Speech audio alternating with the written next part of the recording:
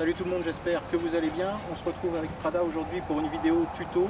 On va vous expliquer un petit peu comment voyager avec son chien en voiture, vous apprendre comment monter et descendre, la place du chien dans la voiture. On va vous expliquer tout ça avec Prada. C'est parti.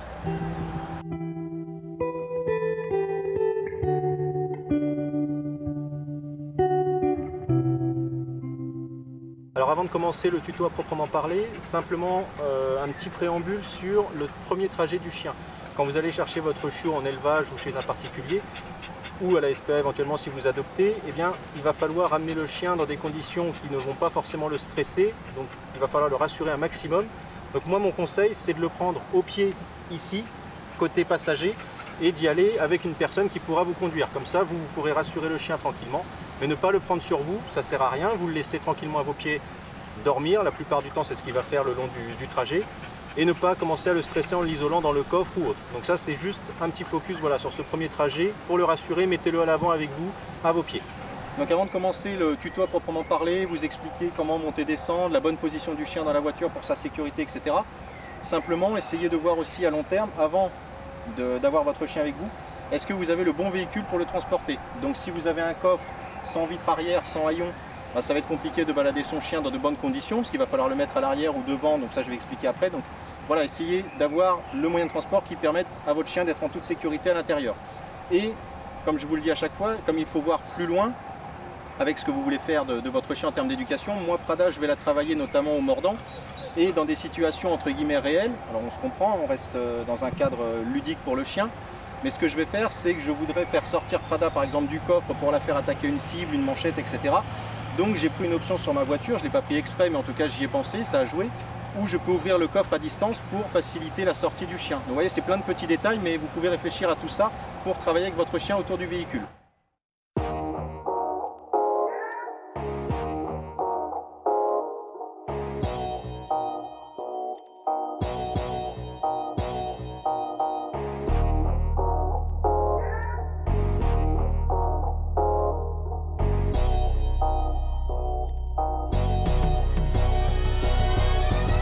Vous l'avez vu au niveau de la position du chien, forcément je ne vous fais pas un dessin, la bonne position c'est d'être dans le coffre. Pourquoi? Il y a deux choses, le comportement du chien et sa sécurité. Au niveau sécurité, si vous le mettez à l'avant, un chien qui est tout petit passe encore au niveau du tapis, à l'avant, sous la boîte à gants. Sauf qu'il faut penser avec un malinois notamment, c'est que ça va grandir et vous l'avez vu, Prada a même du mal à rentrer à sa place. Je ne vous fais pas un dessin, si l'airbag se déclenche ou autre, c'est une catastrophe, donc ça il faut éviter à tout prix. Pareil, si vous mettez le chien assis sur un fauteuil, que ce soit à l'avant ou à l'arrière, qui passe la tête par la fenêtre, ça va avoir des incidences sur sa sécurité évidemment en cas de coup de frein violent. Et aussi en termes de comportement, parce qu'il va avoir l'accès à toute la rue alors qu'il est dans sa voiture. Donc il n'a pas à aller voir ce qui se passe dehors, il doit rester à l'intérieur du véhicule. Et la banquette arrière, bah pareil, on va éviter, parce qu'à moins d'avoir des ceintures, et encore c'est pas forcément l'idéal, le chien va bouger dans tous les sens, et bah pareil en cas de coup de frein ou autre. Il va se produire un petit drame. L'autre chose donc c'est en termes de entre guillemets domination. Je schématise et je prends des raccourcis mais pour expliquer un peu le propos. Si le chien est à l'avant, il a accès au poste de commandement, donc en gros il va voir la route, il va être à côté du maître, il va se sentir le roi du monde. Et c'est comme ça que vous retrouvez des chiens quand le véhicule est garé et que le chien en fait garde la voiture. C'est pas qu'il garde, c'est surtout qu'il est hystérique et qu'il faut surtout pas s'approcher de sa voiture. C'est pas garder, c'est faire n'importe quoi. Ensuite, si vous le laissez pareil à l'arrière sur les fauteuils, pensez que le jour où vous amenez un enfant, il peut potentiellement se passer quelque chose aussi que vous n'aurez pas anticipé, c'est que le chien aura approprié la banquette comme son territoire et que l'enfant qui arrive c'est l'étranger. Donc tout ça, il faut y penser encore une fois bien en amont. Donc idéalement le coffre. Le coffre, c'est un petit peu l'histoire de la pièce dans une maison où on le met à l'isolement. Il est à l'arrière du véhicule, il voit la route, donc il contrôle un petit peu tout ce qui se passe autour, mais il le voit à reculons et il le voit après vous, c'est vous qui dominez un petit peu la balade. Ensuite, il va y avoir un effet aussi s'il est à l'arrière, d'isolement, de calme. Pour lui, il va pouvoir se coucher tranquillement en étant dissocié du reste de la famille. Donc idéalement, prendre une cage. Moi, je ne l'ai pas amené ici, alors je l'utilise puisque c'est son panier à la maison que quand nous faisons des grands trajets. Mais quand je fais des courtes distances, le coffre comme ça avec les appuis-têtes relevés, ça suffit. Le chien ne passe pas par-dessus. En cas de coup de frein, il est maintenu. Il ne va pas voilà, se passer grand-chose. Et donc encore une fois, si on réfléchit à long terme, si vous avez en tête, c'est un petit peu comme la première nuit dans le lit, mais plus tard je ferai autrement, de mettre votre chien de toute façon au bout du bout dans le coffre, bah, commencez pas à l'habituer, il faut dès les premières balades, à part celle du retour avec le chiot le premier jour, où là il va être sur une phase de stress, etc. Il ne va pas calculer ce qui lui arrive. dès les prochaines balades, dès qu'on prend la voiture, bah, hop, c'est directement dans le coffre pour l'habituer au plus jeune âge. Et s'il crie, etc., bah, c'est pas grave, il faut prendre sur soi, il faut le faire travailler. Parce que si vous le mettez à l'arrière ou à l'avant et qu'un enfant arrive, et donc parce qu'il y a l'enfant ou vous allez avoir des enfants plus tard, les sièges bébés, etc., vous le passez dans le coffre, il va prendre ça comme une double peine. Un, il est plus à son endroit, et deux, c'est les enfants qui y sont, donc il peut après, entre guillemets, créer de la jalousie ou autre. Commencez par habituer le chiot, pourquoi pas à l'arrêt. Ça évitera qu'il ait le mal de mer déjà dans la voiture. Et vous pouvez fermer le coffre, voir comme il se comporte, réouvrir 5 secondes après, le féliciter, le faire sortir pour ne pas créer un stress. Donc ça, vous le faites un petit peu à l'arrêt régulièrement. Et ensuite, faites des petits trajets. N'allez pas lui mettre un Paris-Marseille dès le lendemain et voilà, que le chien soit complètement en stress tout le long du trajet. Donc vous faites des petits trajets, vous vous arrêtez régulièrement, vous faites des pauses. Si vous faites un petit peu plus de route, bah pareil, le principe de faire des pauses régulières, de le faire rentrer, sortir, qu'il n'assimile pas ça à une punition pendant des heures où il serait emprisonné et du coup il le vivrait mal. L'autre petite astuce aussi, c'est que certains chiens sont sujets justement au mal de mer, à être malades en voiture. Donc pour les habituer, au-delà de faire les petits trajets pour commencer, n'allez pas lui donner à manger juste avant un grand trajet par exemple. Le chien va être tout de suite beaucoup plus sensible et beaucoup plus malade. Donc vous lui donnez à manger bien en amont, voire vous ne lui donnez pas à manger.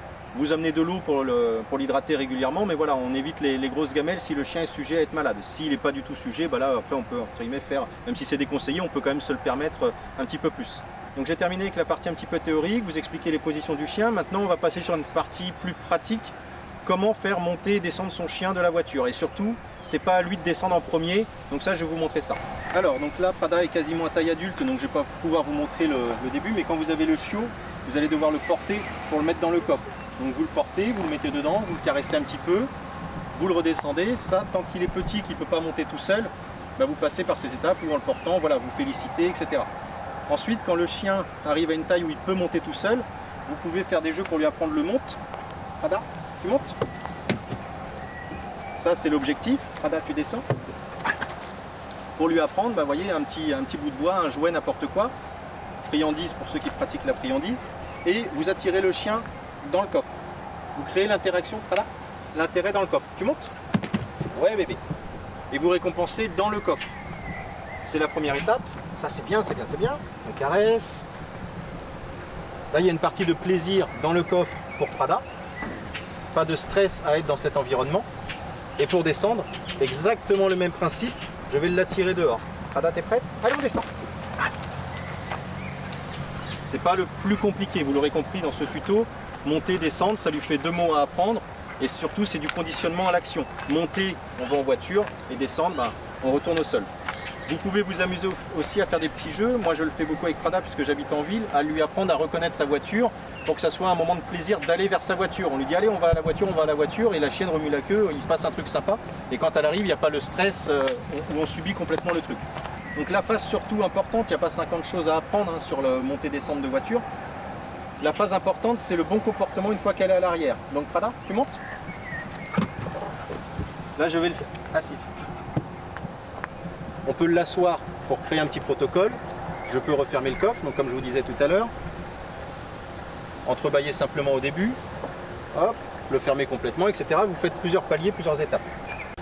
Donc du coup, le mauvais comportement, ça va être d'aboyer sur tout ce qui passe. Ce qui est difficile, c'est que vous êtes au volant, vous êtes sur une 4 voies, bah, vous n'allez pas pouvoir vous arrêter, donc le chien va hurler. Et il va avoir raison d'hurler parce que vous ne pouvez pas l'arrêter. Donc toujours pareil, ça se travaille à l'arrêt. Si vous faites ça, vous fermez et vous faites passer, si vous avez des complices, des amis, etc., vous les faites passer autour de la voiture et puis vous essayez de faire travailler le chien à l'arrêt. Ça paraît tout bête, mais on ne le fait jamais parce qu'on est toujours pressé de prendre sa voiture et tout se passe sur la route. Et du coup, bah, on oublie de travailler en amont les situations. C'est bien bébé. S'il n'aboie pas du tout, qu'il n'y a aucun souci, c'est pas à travailler, mais voilà, pour ceux qui ont des difficultés, vous pouvez faire ça. Et donc si le chien connaît la commande aboyer, vous pouvez lui dire de stopper l'aboiement pour le contrôler. Ah là, tu aboies? Ouais, aboie. Ok, stop. Donc ça c'est un petit moyen aussi, toujours apprendre à autoriser pour pouvoir apprendre l'interdit. Donc ça marche dans les deux sens. Assise Prada, c'est bientôt fini? Assise, t'es sage. lui apprendre le non, le stop, etc. C'est des choses qu'il va falloir travailler sur d'autres circonstances que l'aboiement en voiture, mais du coup s'il connaît le stop, vous pouvez l'arrêter. S'il ne connaît pas du tout, forcément vous aurez plus de difficultés.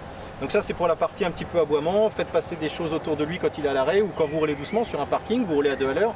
Ça paraît absurde, mais si vous ne le travaillez pas encore une fois en amont, vous allez avoir les problèmes toute votre vie. Donc ça c'est pour cette partie-là. Ensuite, il y a une partie très importante, ce qu'il va falloir éviter c'est ça.